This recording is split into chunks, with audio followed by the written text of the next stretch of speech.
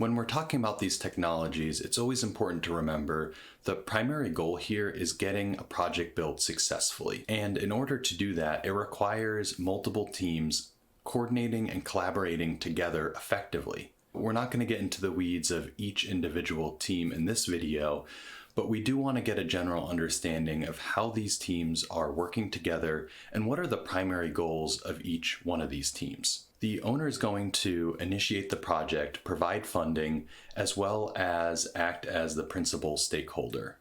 They will then select an architect to develop the design along with their sub-consultants. They will then produce construction documents, which are actually used by the contractor to construct the building. The owner will ultimately select the contractor. Contractor will build the project, and then the project is complete. Owners may or may not occupy the facility, especially for multifamily projects or school projects. The architect is responsible for the aesthetic and technical design of the project. They typically hire engineering consultants, which would consist of civil engineers, structural engineers, plumbing, mechanical, electrical, and fire protection, as well as some specialty consultants like landscape or interior architects.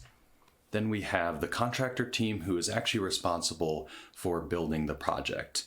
They also can do cost estimating, time scheduling, and they're managing all the subcontractors. The primary concern for the contractor is staying on time as well as meeting the budget. As you can see in this diagram, there's a specific relationship between these groups. So there are actually contracts between the owner and contractor and architect and owner.